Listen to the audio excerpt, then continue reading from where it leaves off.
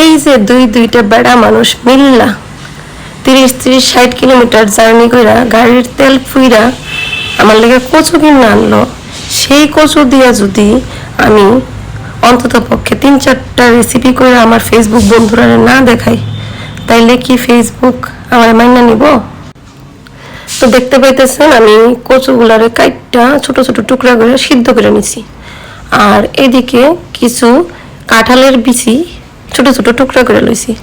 আর নিয়ে নিছি কিছু নারকল, সেগুলি কুড়ানোর সময় নেই, এলাকা মিক্সিতে পেস্ট করে লইছি।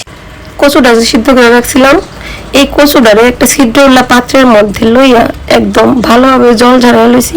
এতে আমার শান্তি হয়েছে না। আমি কি করছি, চামচ দিয়ে চেপ্পা কচুর মধ্যে যতখানি জল আসলো সব জল একবারে বের করে লইছি। আর কাঁঠালের বিচিগুলো যে কেটে রাখছিলাম ওইগুলারে একটা বাটির মধ্যে ভালো করে অনেকক্ষণ সিদ্ধ করে লইছি। থাক বাবা, বেশি কথা না কইয়া এবার রান্নাটা শুরু করি। কড়াইয়ের মধ্যে দিয়ে দিছি তেল গরম হয়ে গেছে।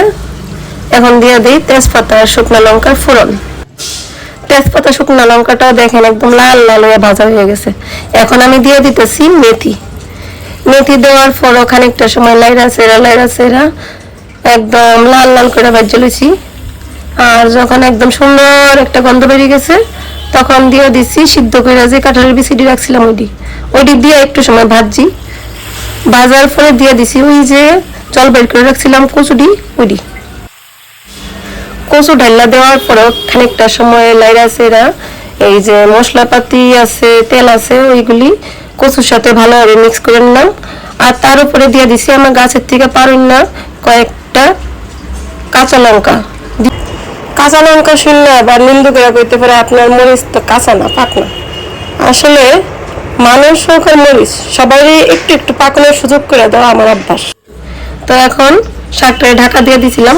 ঢাকা খুললে একটু নরম হয়েছে পর তারপরে দিয়ে দিছি ওই যে নারকেলগুলি কুড়াই রাখছিলাম, ওইগুলি কুড়াইছি না, মিক্সিতে পেস্ট করছি, কারণ আমার হাতে অত সময় নাই। এরপর তো আর কোনো রান্নাতে কোনো কাজই নাই।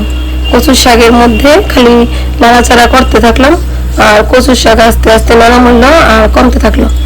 এরকম করতে ঘষাঘষি করে লাড়তে এক সময় আমার কচুর শাক একবারে কইমা অল্প একটু হয়ে।